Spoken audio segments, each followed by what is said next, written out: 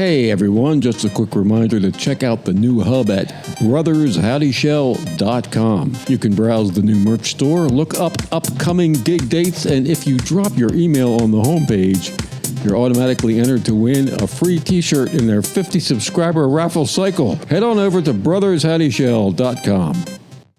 This week's episode is brought to you by Restless Moons Brewing, a Harrisonburg original. If you're looking for a true local hangout, this is it.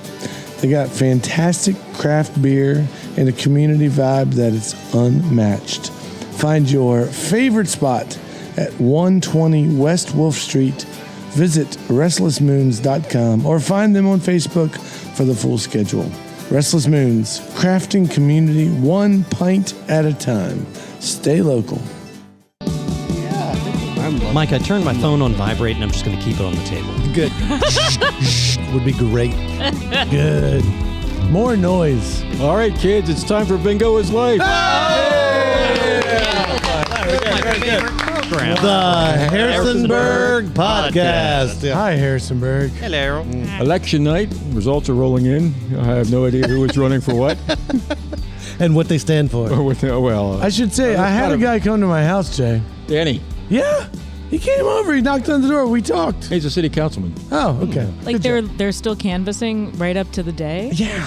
But like your day's already planned. What are you going to do? Just be like, oh my gosh, and just run out the door to the polling place? I'm here to tell you, it was his knocking on my door that earned a vote. Ooh. Dun, dun, dun. That's what it takes. Takes knocks on the doors. So what was up for... Who cares about policy? It's the Democratic primary. Chris is easily swayed. Yeah, he's easily swayed. Yeah. I was. So you had to pet my dog. I'm going to cut the political discussion short. Yes. How was Bingo? Was loud as usual? It was loud as usual. It was a good vibe feeling night, I think. Yeah. When I came in during your last round right before the bowling, they were all very orderly. Ooh. Well, I was like, these people are well behaved. They were focused. They wanted to win. They were. Before we get going here, I'm Jay Zaire. We've got the Bingo Boys from Briarwood Branch in the house. Mike and Chris. Howdy, Shell. Christian Parrott here. Hi. But more importantly, what? Mum Shackle. Yeah! He's been gone too. You made it. He was all the way up in like... No, but I've missed you. He was here last week. You were here last week? The podcast has missed you. Oh, he came back. How'd the AC/DC All Women's cover band go? They Finally, were we great. get to They ask. were great. They were delightful ladies, and okay, okay, we'll tell a story. Yeah, great. Yeah, why not? Why not just consume all your time right at the top of the episode when you're trying to get to the good stuff? Yeah. We do have some great guests coming We up. do. Yeah. Yeah, you can skip this part if you don't like women talking. It's okay. I'm not here every week, so you can skip episodes. And then AC/DC tribute band, all female. They're called Hell's Bells. Yeah. Bells spelled B-E-L-L-E-S. Yes. They're from the West Coast. That's They're fantastic. vegan and gluten free, so that was interesting to try to figure out how to feed them in Waynesboro. Nice. Oh, in Waynesboro. We right. did. Oh, fed so them. They're not gluten. Like if I ate members of the band, they wouldn't be gluten free. I didn't go that far. Okay, So, all right. you know, Explore my cannibal love. Details. I kept it professional, Christian. No, sure. Just trying to get anyway. So the main chick with the dreadlocks comes out, and we're chatting about merch and just the flow of the show. Okay. Mike's doing a timeout. Well, I've just got to ask, the main chick with the dreadlocks, that's how you described her? She's like the one that when you look at the poster, you're like, damn. Okay, cool. You're like, cool, okay. this is a badass group. Yeah, I think her name is Adrienne because she also has a band called Adrienne and the Sickness, which has some really fun sounds. And like one of her songs is called Weenie Roast. Just hilarious, like very, very rock and roll. Nice. But she said, hey, how conservative is this town? And I was like, oh, that's a difficult question. Interesting, yeah. That's a tricky question. How did you answer it?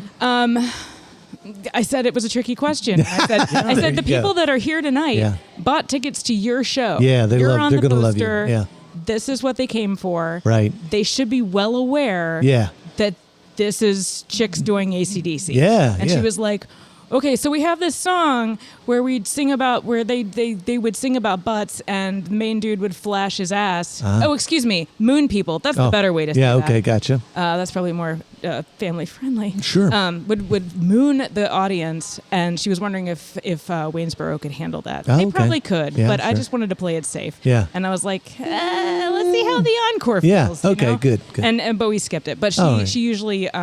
She skipped it? I'm not there yet. Oh. She moons the audience with AC on one cheek and DC on the Oh.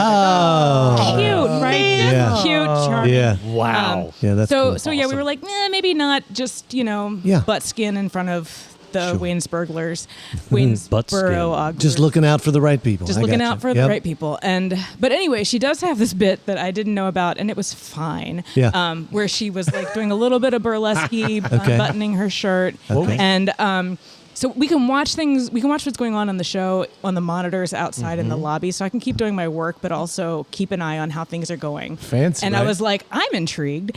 And then a customer came up and started asking me a bunch of dumb questions, and I missed it. But What I looked day back up, is it? and she's wearing a bra instead of a shirt. So Oh, okay. something All right. happened in the middle of there. Well, the shirt had to come off. Yeah. Yeah. She was hot. She was Yeah. moving around Exactly. a lot. So Yeah. it was a fun band. Yeah. Right. You No, guys that missed sounds it. like a great time. Yeah. Well, for those about to fantastic. rock, We salute you. Man. Truth. With, Yeah. with butt skin. We salute you with butt skin.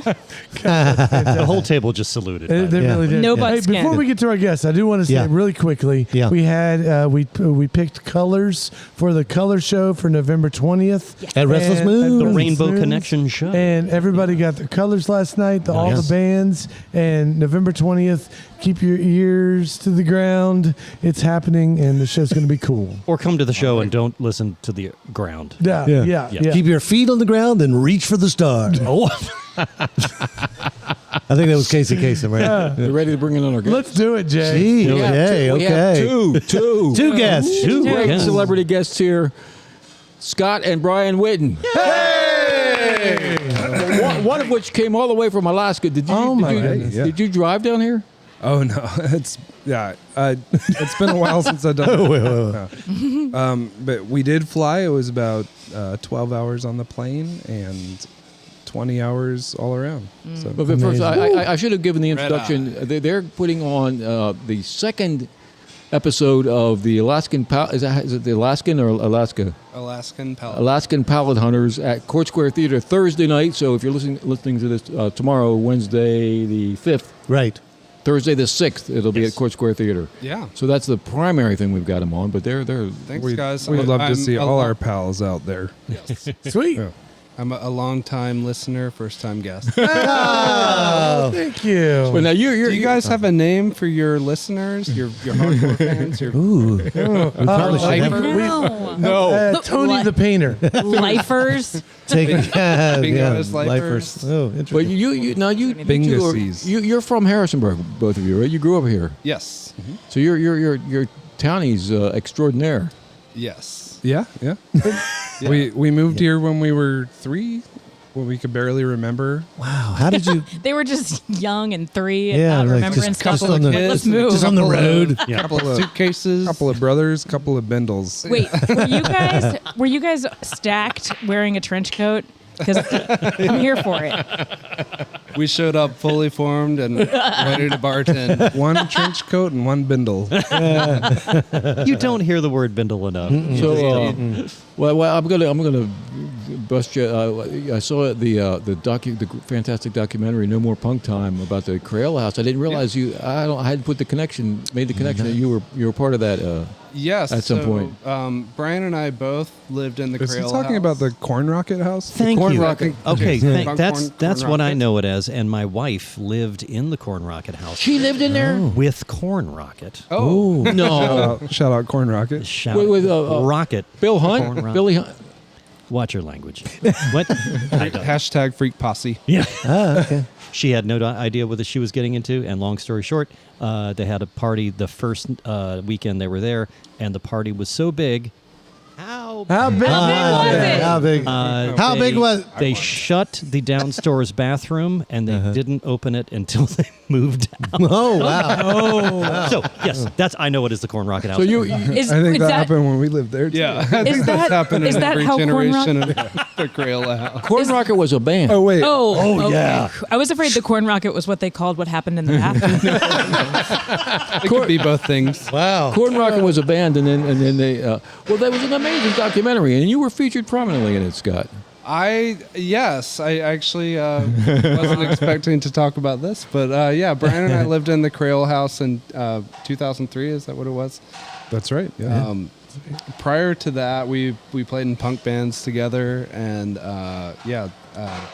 that was an incredible documentary. It was, I was really shocked that I wasn't sure what the level of quality was going to be, and I was shocked they had gone all the way back to when I owned the record store, and I was like bawling like a baby at the end of that. They had to like wheel me out in a wheelbarrow. Yeah. That was a really really nice piece. You're lucky that Court Square keeps a wheelbarrow. So anyway, For reasons. tell us about the Pallet Hunters. Just for Jay. If I get just a tangent on the Corn Rocket house, they did dig up the septic system when we lived there, Full of corn. full of corn and so many other things. Better than rockets. The I plumber guess. was very excited about all of the things that he found. He told us way more than we wanted to. The Civil I War. won't get into Oh, it. no. Can you just give us a list of 5 things? 5 things. That's all. I just want to know 5 things that Okay. have no connection to each other. that 5 came of out those it. were beer bottles. Yes, of course. There you go. Ladies' underwear. Yeah. Yeah, I remember Okay. that. He Yeah, was yeah, very yeah. excited about Yeah, that. a lot of T-shirts. I don't know why people were flushing. That's why I'm so thing, stuck. normal thing. I don't know The why. stories that must go with those. The name of that documentary is That no septic more, system was haunted. No doubt. no more punk time. I believe was what it was called, and that's Yes. going to be Shout on out, the yeah. film festival circuit. They're trying for that, which we'll get to. Tell us about the Alaska Pallet Hunters. Yes. So Alaskan Pallet Hunters was kind of born out of my crazy brain years ago. So my brother Bryan here worked in reality TV, did like run and gun reality shows when he was cutting his teeth in production man, in okay. Fairbanks, Alaska. Nice. I started going up there about a little over 10 years ago. He moved up there about 15 years ago. And I started going up and occasionally working on projects with him. But was always kind of clowning on him for some of these shows that he worked on. I think like Ice Road Truckers, but even right. trashier. Well, also, I will say that my brother Scott was my number one fan. And Oh. he's maybe the only person in my life who would watch this garbage. Yeah, none of us in Fairbanks, we don't even have TVs. Yeah. I'm not joking. And so I would get these texts from Scott. He's like, "Oh, I saw your credit on like I don't want to name Name one. Just name one. Dr. D, Alaska Vet." And Scott would watch. Scott was a D head. I'm a big time. I love Dr. D Alaska Vet. I'm Shout a out big Dr. time D. D Yep. head. Nice. So Dr. D, I didn't have a cable subscription at the time, but I would watch it on some like sketchy streaming Lithuanian website. And then I might have been like one of the only people to watch every episode. Some guy in Lithuania did. And he would send me these texts. My brother and I text and call each other regularly. We have since I left Harrisonburg, and he would send me these texts and remind me of these horrible things that happened a year ago because the production line would take so long. They're like, "Wait, you saw a duck get circumcised and you sat through that?" Whoa. And this was the tone. What? Dr. D Alaska Vet. I Shout out Dr. D. Kind of a how-to show. Another shout out, Dr. D. Nothing if not an evangelist as a D head. So the tonal shifts in this show were so wild, you guys. There would be an episode where they would be talking about a pit bull with a fatal tumor, Oh, yeah. and then the music would get really sad, saccharine. That's how they pull you in. And then in just a second, it's like boom, boom, boom, boom, boom. Meanwhile, back at Animal Hospital, Mittens is getting her claws trimmed. And it would just really jerk you out of it in the most insane way. And I think one of my... And I go, yeah, no, you go ahead. You go. Well, I go home at the end of the night and my family would be like, how was your day? Like, it's fine. And then a year later, I get a text from Scott like, what happened to Mitten? Is Mittens okay? Yeah. He cut a little close to the He didn't care skin. about, he didn't care about the pit bull. Is fine. Mittens is fine. Okay, so Mittens is okay. Okay. Yeah. good. One of the most wild episodes I remember was they airlifted this horse from the middle of the wilderness, and Season I feel like finale. Brian should Shout tell out, this Dr. story. D. But this is one Shout of out, those Dr. D. moments that I had never really watched reality TV before my brother got involved in it out in interior Alaska, and this is one of these beautiful, just insane reality Pure cinema. moments. Yeah. Do you want to tell us about it, Brian? Well, it's the first time I did chopper to chopper. What does that mean? That is when you film from one helicopter to another. Oh.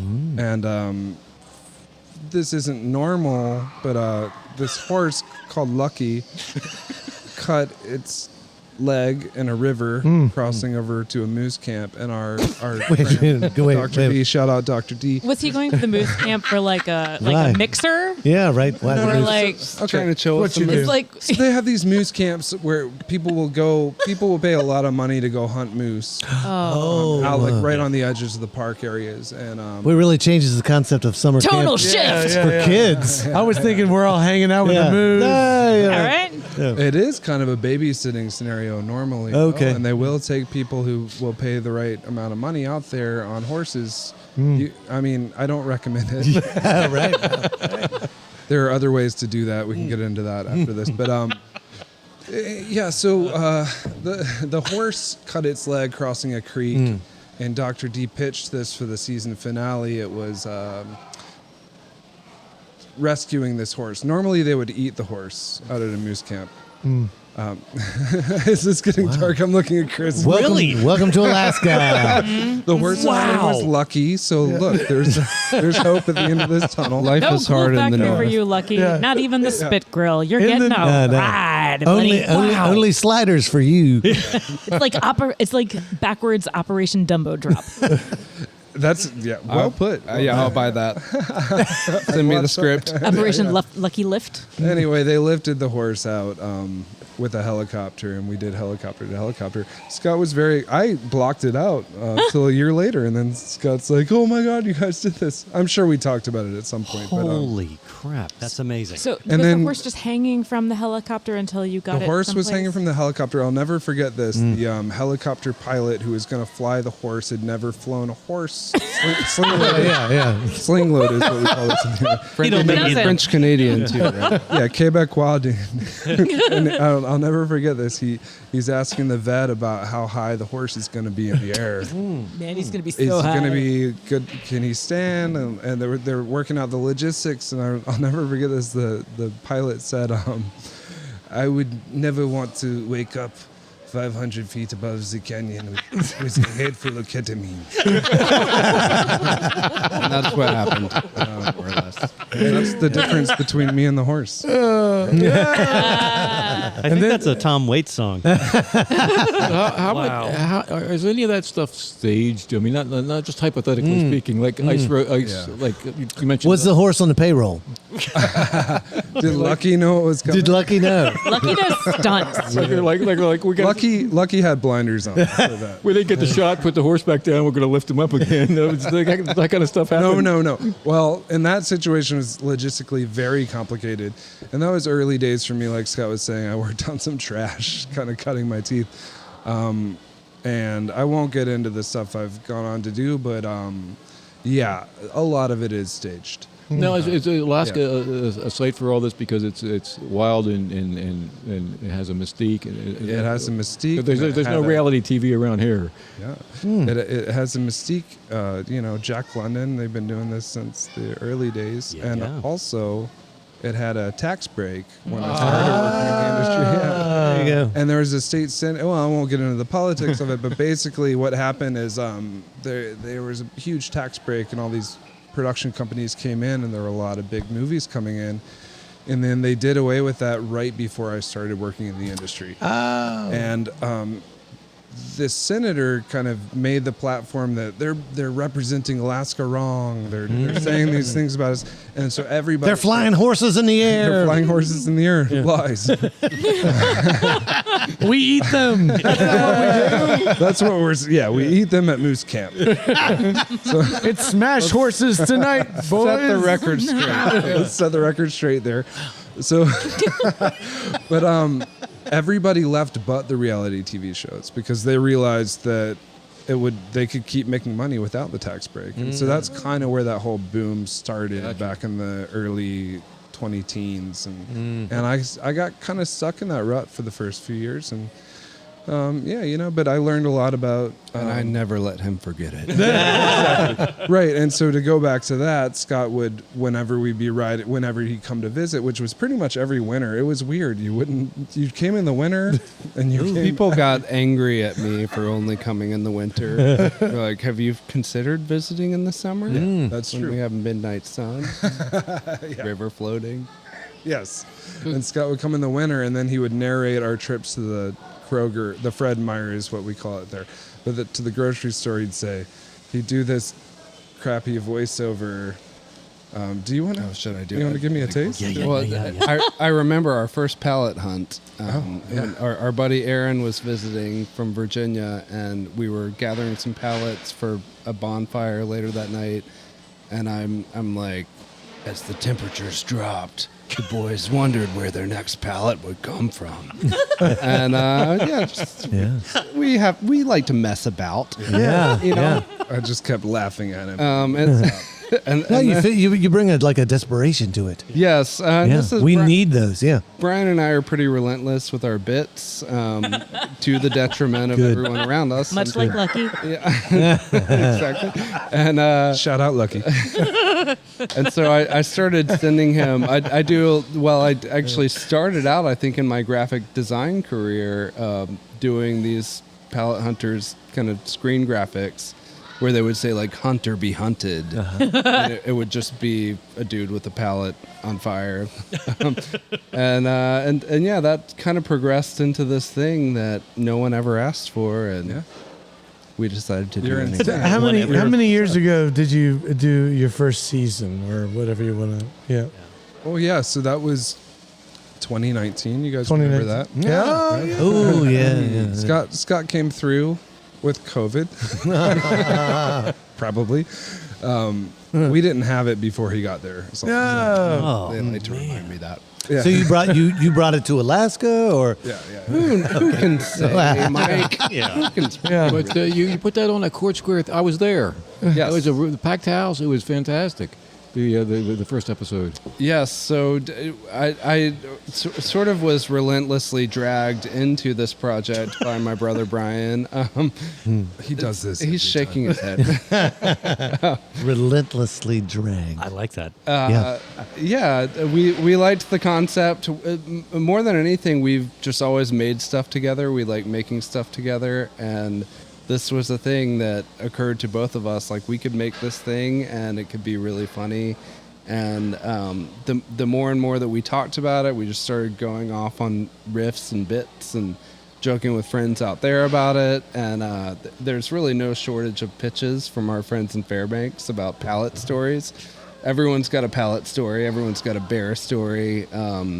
And probably the pallet stories are more exciting. Okay, everyone's got a pallet story. Yeah. So I feel like this leads into what the please hell your unpack thing's that. about. Yeah, what is tell us it what your thing's about. It's What not is about it pallets, about? right? It's not about the pallets. Is it about the friends you made along the way? Exactly. The journey, not the destination. There you Yeah. go. Yeah. Well, it is about people, like, if memory serves, like running around trying to find pallets and like in competition for It's a little bit. That's it. That's not what it was about. You'll have to come find out. Subtext, Jay. Subtext. It was over my. I don't know. Levels, man. I'm a Three Stooges guy. Jay doesn't get the metaphor of a good pallet. Oh, You know, when you grow up at the end of the road, some things, they come up there and they never leave. Much like myself and all of us who insist on staying in Fairbanks. And that's sort of what the pallets represent to me. Yeah. I literally have a pile of pallets in my backyard stemming from that show. 'Cause whenever I would see a pallet, like, you're not using that pallet. Can I have that pallet? They're sitting back there getting. So are there? My boy's got pallet fever. Is it? I was just gonna say, is there some sort of pallet fever, pallet collector? If you leave them in the rain, Yeah. you'll have a pallet cleanser. Well, let me ask. Good this. night, everybody. I'm going. It's been 7 years. I remember you had set up some characters. You know. Well, that was the thing. You have other names and whatnot. So we do. We have our older brother Seth Whitten is the elder Neil, the namesake of our grandpa and his middle name. Neil's kind of got his own thing going. Skid's got his own thing going, and then we've got M, who is a good friend of ours, M. Daberdine. Oh, these are the Daberdines. We should set them up. The family. I feel like we could set this whole thing up a little bit. I hate to use the term you go ahead. mockumentary, but this is Sure. not a Well, mockumentary, but it's I only got to see I got to see this late in the game in preparing for tonight's episode. I saw some snippets, and it was frickin' hilarious. It was fantastic. So, excuse my language. Frickin'. Shout out Dr. D. But Shout out to yeah, it was brilliant. Anyway, Shout out, Lucky. Yeah, Frost yourself. my favorite graphic that was brought up is they're introducing the names of the character, and I like that just M. Was one. So yeah, Nice. Yeah, please go on about this cast of These characters. Daberdine. Yeah, so I guess the premise of Alaskan Pallet Hunters is we have the Daberdines. They're sort of this unwilling reality show family. They don't want to do it. They don't want to do it. So as so many kind of like absurdist comedies start, you have these unwilling participants who don't necessarily understand the world that they're in.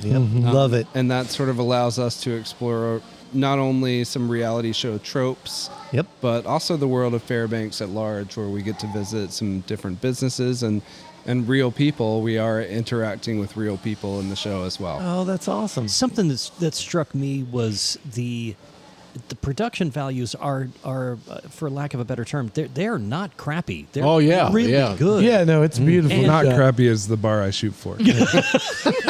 One of the things Bryan At work, in relationships,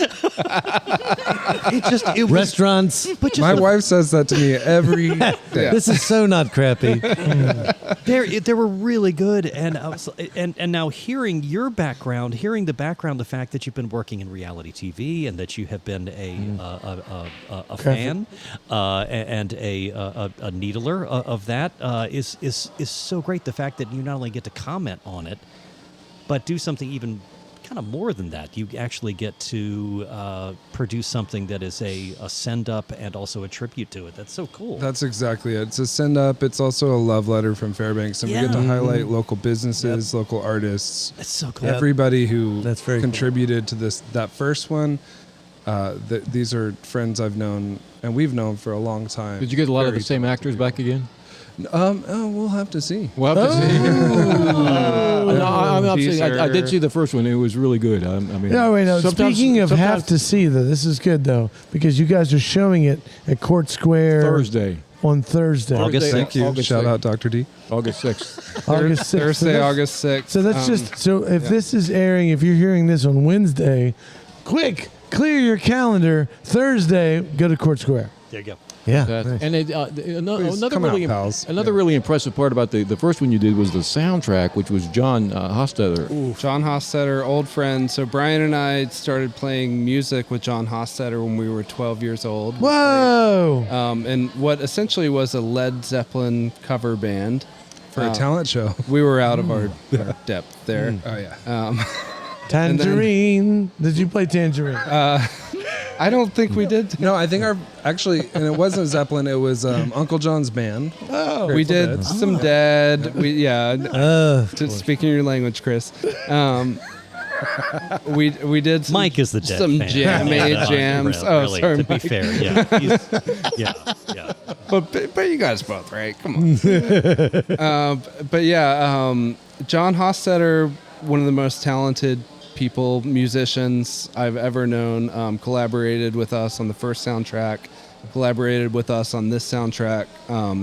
I've often thought to myself that if I had an ounce of the musical talent that John Hostetter had, I'd be like that guy with the guitar at every party, just breaking it out. Yeah. Well, I remember that was really the production values were really high for the whole thing, and the soundtrack was clearly like. The soundtrack is a character. Yeah, I remember talking to him afterwards, and that was the first thing he'd ever done like that. He'd actually gone and bought the equipment, and it was just learned how to do it for that show.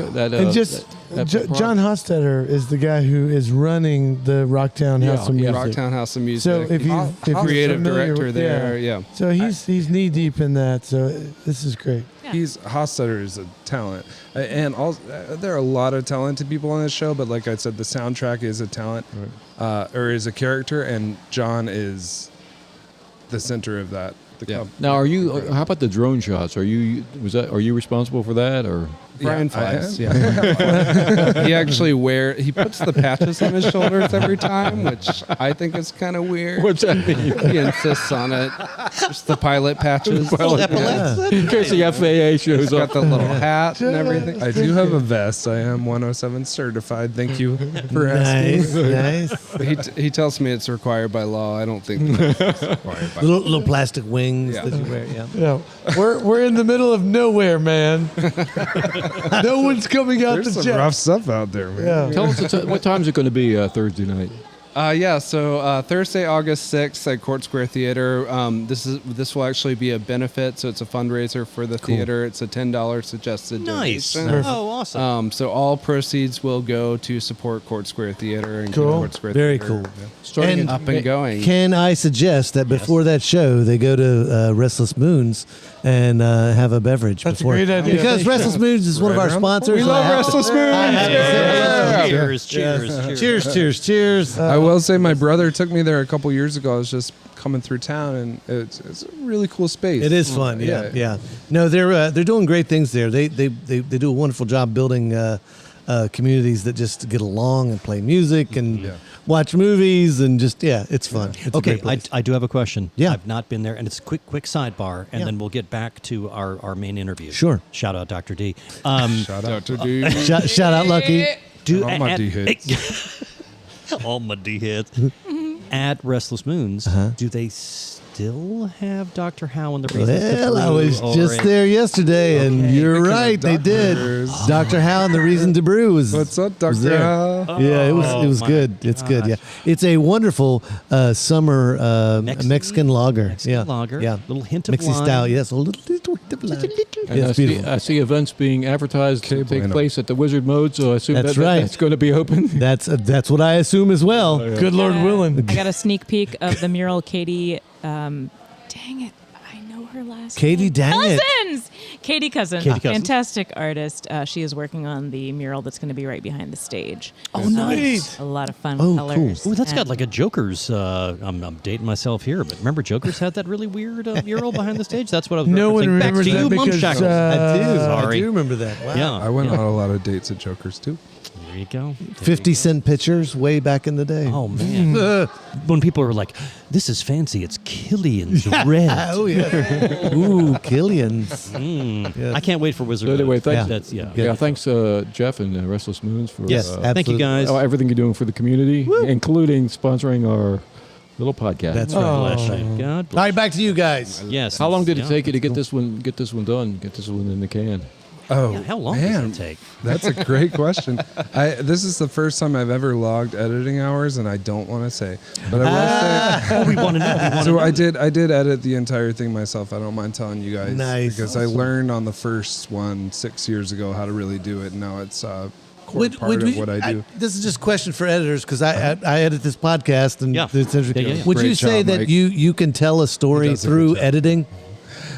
I that's what I see from Well, shows. it's reality TV. Yeah, right. Yeah. Yeah.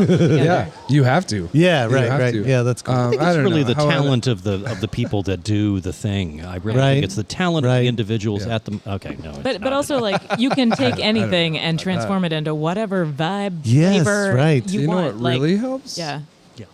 when it's 40 below and you have a whole winter ahead of you. And no Scott to visit. No Scott to visit. So So you logged a lot of hours editing. Yeah. That usually has something to do with how long the piece is. How long is the episode that people are going to be able to see on great Thursday? question. Both episodes are just under 30 minutes. Okay. Yeah. So it kind of lands me to what's the dream goal? Is the dream to sell it to Netflix or something? Yeah, so or? the first one we did just for fun. This one we did in full 4K with the intention to shop around. Yeah. Amazing. You know, we'll see. I don't know. We're getting a good response right now. We just showed it in Esther, Alaska last week. Scott flew up, by the way. Wait, we it's should talk about summertime. Esther. How was summertime in Alaska? Summer in Alaska is Yeah, amazing. we- Wow. yeah. Good And job. so You did it. Finally. You did it first time. No, this is like his third time, but Oh, third Oh. time. Gotcha. Third summer? yeah, third summer, yeah. Yeah. Oh, Third time okay. in the summer, yeah.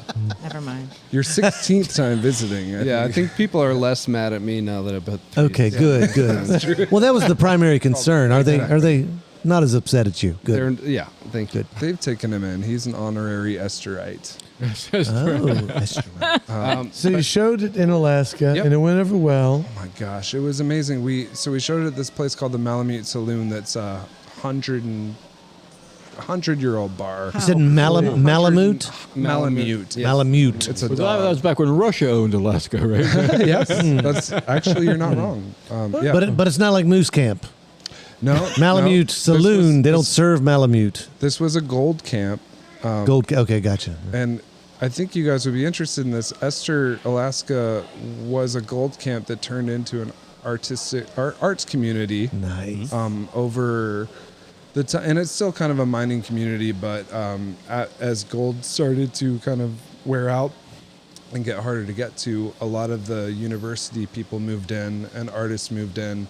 And so where I live in Alaska, it's a lot of professors and writers, and Robert Service lived there for a time. I don't know if anybody knows who that is, but he's a very talented poet. Ballad of the Ice. Shout out Ballad of the Iceworm. Shut up. I Shout swear, out people. Cremation of Sam McGee.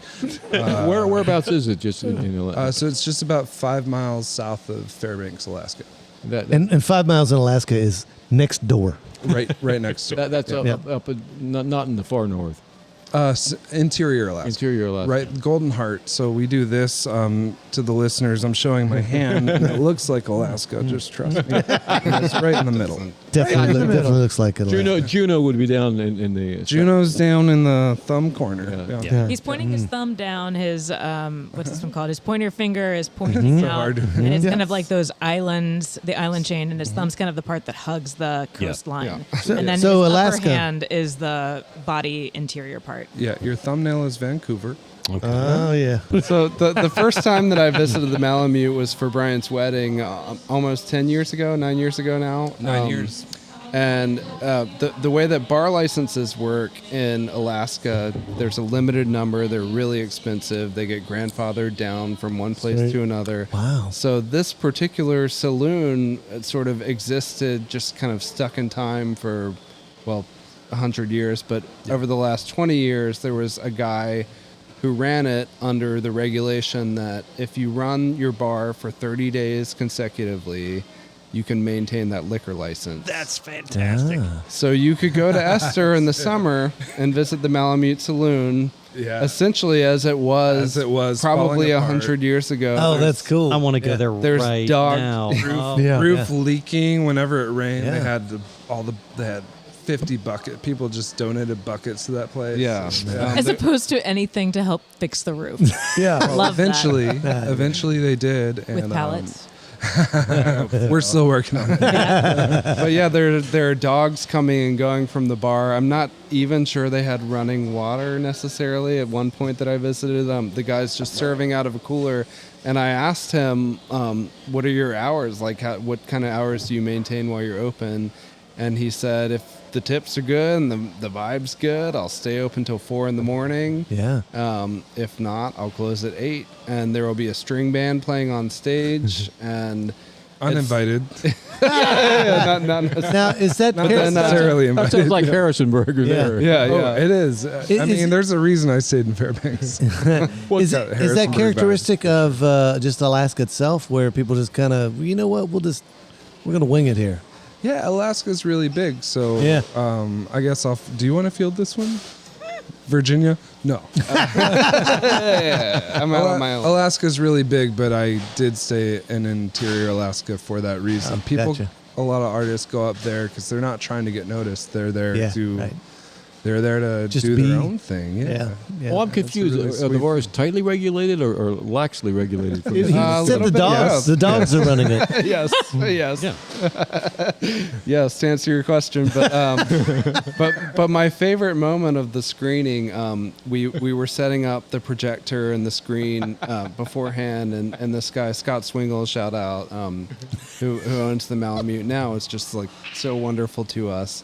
And there were peanut shells everywhere, and we had to lay cable on the ground. All we needed to do was make a path for tape for some cables to and- make it safe Oh in no! public. And of course I'm a backpacker, I'm a camper, so I'm thinking Scott campsite comes in rule. there and he's like, "Oh boy, I'm gonna clean this place." Yeah, I'm Wow. gonna sweep it up real Is that, nice. is that the way he sounds when he's working? My impression of my brother.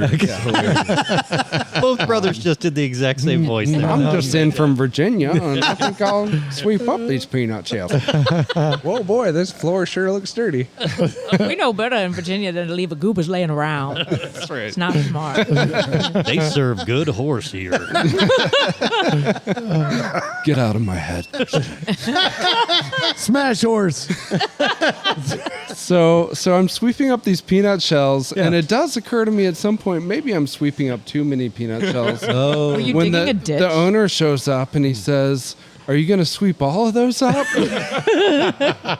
Because that was just the floor. And I tell him There was nothing below it. No, it plywood. was all peanut shells all the way down. All the way down. We don't talk about what's under the floor. Yeah. Yeah, and I told him I had this trash bag full of peanut shells. I'm like, we'll dump them out for you afterwards if you want. And he's like, no, it's fine. I mean, just leave the ones around the bar because you guys are kind of killing the vibe. But they sweep the bar once a year. So he Yeah, so told that me. is a tradition in a seasonal bar that you leave the peanut shells all summer. I want to go there. And Scott just came up there and killed our vibe. Yeah. Yeah. I really, Okay. I'm with you, Christian. I want to go to this Hell bar. yes. It seems like it would be You're such all a welcome. difficult place for someone with a peanut I know, allergy. right? Alaska does like, not welcome A allergies. lot of peanut children have allergies. peanut allergies nowadays, like more than they used to. It's They'll like cure it. Life is You hard get in the cured north. when you're there. You get cured of it. So you Or have, die. Like a One or the vaccine. other. Well, that's kind of a cure. you have really eccentric characters in Alaska, like that's what the stereotype, or is that? It's like any other place No, else. we're all normal. We just never leave. I don't know. What is it they say? The odds are good, but the goods are odd. Yeah, I think. Like that. That's a fantastic They line. say. All right, so you have a showing. It goes over great. Now, how? Back to your question, because I'm also curious. How do you shop it then? Like, Do you what want to is- hear the log line? Yeah, absolutely. Okay, so Excuse me. Take that was Jay. Shout out D. Dr. D. Shout out Dr. D. Shout out Lucky. Lucky didn't make it, by the way. I should say that. This is the darkest thing about that Dr. D episode is that they spent the whole time epically airlifting this horse. They get it to Fairbanks. They're like setting up the harness. They're practicing setting up the harness on a horse in Fairbanks. They finally lift this horse out. Epic shot of the horse flying over the mountains, helicopter to helicopter. Beautiful. Good job, Brian. Yeah. I think it probably mounted some cameras for it. It was just beautiful camera work. What we get at the very end of the episode, caption, Lucky the horse died in Fairbanks 2 days later. All right, Shout out Lucky. What did he die of? Being processed. Gangrene. Nothing good. Nothing you want. I think dog team. It wasn't a helicopter crash. He was donated to a dog team, and he went to a good cause. And Smash horse. Yeah. So Reality Rescue to answer my buddy Chris's question. Yes, let's hear it. It's a makeover TV show for reality TV shows. It's a very douchey Hollywood producer who shows up in Esther, Alaska to fix our show. Ooh, interesting. And he's got a lot of ideas. Yep. Will they work out? We'll see. Cool. It's August more 6th, Court Square His, Theater. I'm assuming his idea is the horse lives. there's Never. you'll have to wait and see. Oh, But what I will hold say, it out for Lucky. Our executive producer, my beautiful wife Jessie Bartlett, her log line for this is it's more real than reality. Yes. That's So fantastic. now would you get to be That's the, awesome. the showrunner, or if you got picked up, or That's pretty complicated. It's hard to say what that looks like. There are a lot of different models, and we have a few ideas about that, but who knows? But I just love that you're going cool. for it. Go for it. I mean, we're here. Let's do it. Yeah. I mean, and you guys are creative. It's smart. It's beautifully done. I Very love funny. the voiceover. Yeah. No, seriously, I love the voiceover. And I think the whole thing is super fun. So good job. Did I miss it? Like, how did you get into Harrisonburg? What happened that? Yeah, my brother and I grew up together. Actually, Yeah. we lived in Old Town. Okay. Riding bikes around downtown before, Sweet. when all of this was essentially empty. Right, here right. Ruby's and beyond. Downtown was just kind of like a weird wasteland. Yes. The 1980s and 90s mall craze. Right. It was dead as a doornail. Yeah. Right. It's and shocking. So you had some space to kind of. Except for town and campus. Right. There So we were lucky to find these little pockets. Yeah. For a while there- town and campus being one of them. Glenn's Fair Price, Town and Campus were the only, and Yep. maybe Downtown Books were the only places. That was, We Yes. go to Glenn's Fair Price to get stink bombs and smoke bombs. Yeah. They're selling smoke bombs to 9-year-olds. I loved Old Glenn's. And you Yes. would go to that attic. that was. Oh, yeah. And the attic was so randomly scary. Hot. No. You get some jelly beans from like 1979. Guaranteed. Really make those last. I think they're magic after the 70s. Probably just Yeah. sweet. Did you go up there as a kid? Do you have memories of going up there as a child? Oh, sure. Yeah. We might get into that. But Oh, no. Is there a Ask story? Ben Schlabel about that. yeah. But over the years, I mean, we grew up coming downtown, riding our bikes downtown. We grew up on Mason Street, so we would sneak nice. out. Cool. Wow. Once we got into high school, like Right in the heart. sneak out and go to punk shows, and that's Same kind of how trench we. coat. Yep, Same bindle. Shane Bindle. The bindle was just full of beer. That's right. I am 21. That's how you got in place.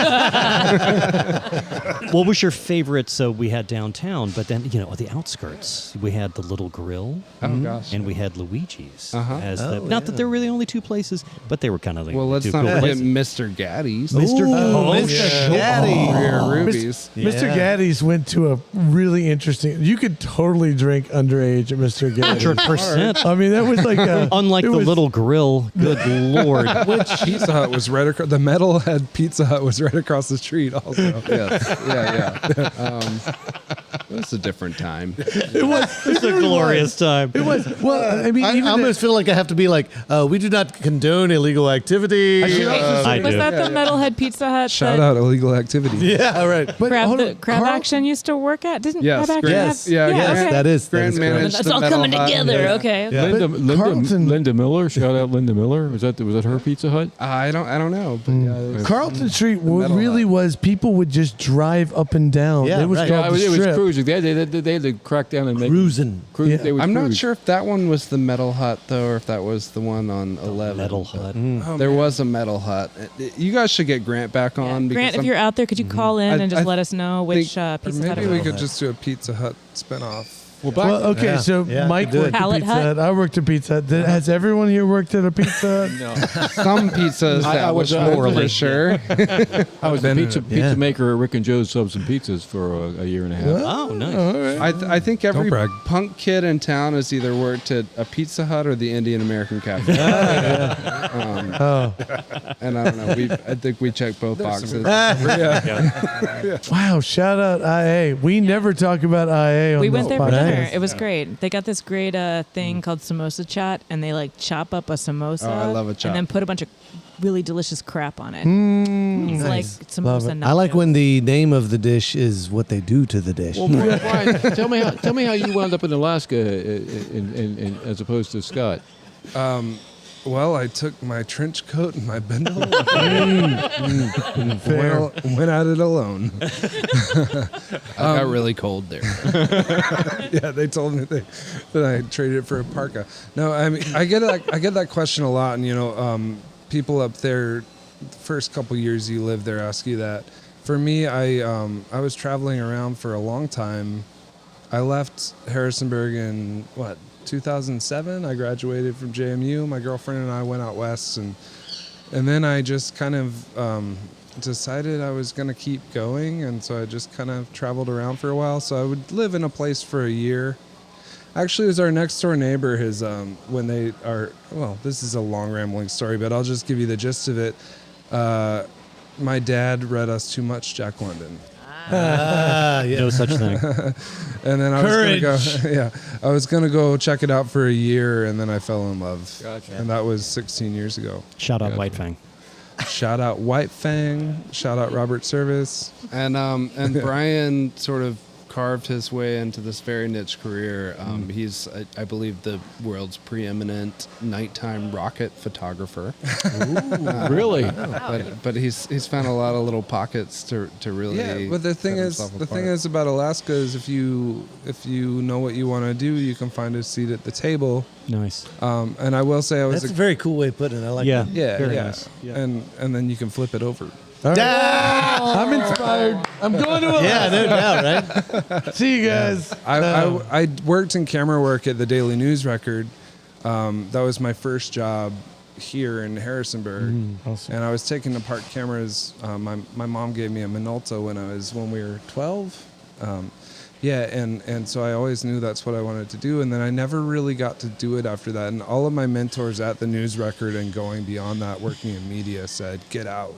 It's not going to be a career for you." Yeah. And it wasn't until I got to Fairbanks that I found a way back in. That's Did you work with I can't think of his name, the guy that used to listen to the scanner and drive around and get all the great police shots at the DNR? Yeah, He has a name. he does. He does have a name, and I don't remember it. And I'll take the It's blame for not also remembering. But Jack. We'll you know find what I'm it. talking about. I remember. Yeah. He was fantastic. I guess you can't you couldn't do that now because they don't have anybody working there anymore, and you don't have a scanner. Yeah. Wasn't Elle in Sight? No. I think that's close. Okay. That might be it. Yeah. Ooh, Helen. Nice. That's it. But so were you going down to the Glens and getting actual mechanical cameras back when he had? Yeah. Oh, yeah. I was collecting cameras for years. And taking them apart, putting them back together, and that was my thing when I was when we were growing up, and then I left that behind for a long time, and when I got to Fairbanks, I just sort of lucked into this scene where I pretty much stumbled onto a movie and got a job. That's very Hold on, you stumbled onto a movie. Yeah. What movie? Well, it's called Feels Good to Be a Good Person. It was a really small independent feature, but Andrew a.k.a. McLean made this movie called Sakumi, and he won the Sundance Grand Jury Award for this movie. Nice. And he was one of those people who did this model where what he told us is he walked out of the theater that day when they premiered it, and he had offers. And so then they had to, and he and his wife had to like shop around to figure out what they were going to do to make a feature length, which is called On the Ice. And I highly recommend On the Ice. On the by Ice. Andrew a.k.a. McLean from Uktiavik, Alaska. Incredible movie. And you never really get to see this part of the world. And I think that's actually what inspired me to start making movies again.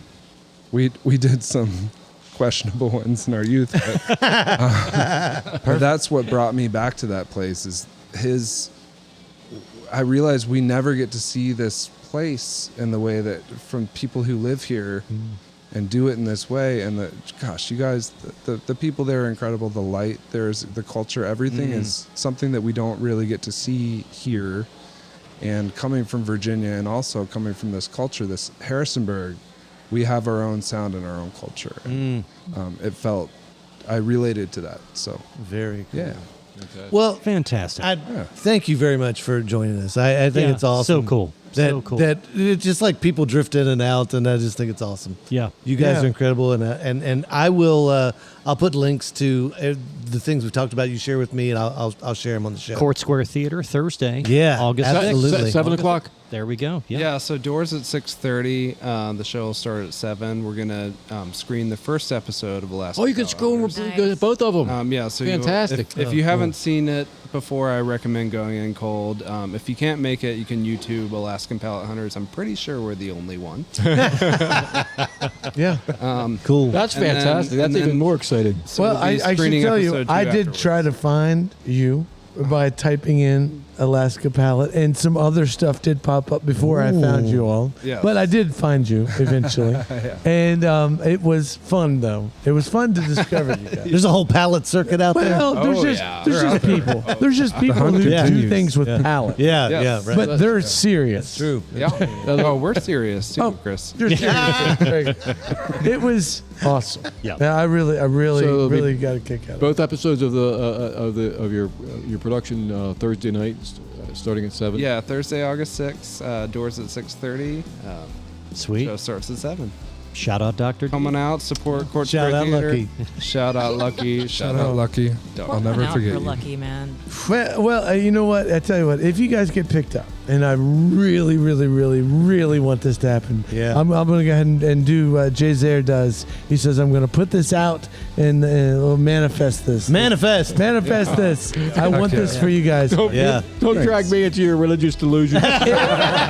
He's got plenty of his own. If this happens, please come back and come tell us how it all went down. I Yeah. would love to hear. Oh, well, it always comes back to Harrisonburg. That's awesome. Guys, I'm a lifer for life. Sweet. So we're wrapping things up. That does it for another exciting episode of Bingo is Life, the podcast, the Harrisonburg podcast. Join us at 7:30 every Tuesday night for Bingo is Life, the loud and in-your-face bingo production. Ruby's Arcade in downtown Harrisonburg. One of our sponsors, our other sponsor, Restless Moons. Thanks again to Scott and Bryan Whitten for joining us all the way from Alaska and the other side of and Staunton, Virginia, Queen City. Queen City, and you can listen to the podcast anytime you want to on whatever streaming platform you choose. We'll see you next week, kids. Bye. Bye. Bingo is Life, a post-bingo Harrisonburg podcast, is brought to you by the Brothers How to Show and our friends at Ruby's Arcade in downtown Harrisonburg, Virginia. If you've enjoyed the show and feel it's worth spreading a little joy in this world, please tell just one person that you like this podcast. Word of mouth, more than any other form of promotion, is how creative works get noticed and sustain themselves. Thank you, Andrew Hickey, for that bit of wisdom, and thank you, listeners, for being part of the fun.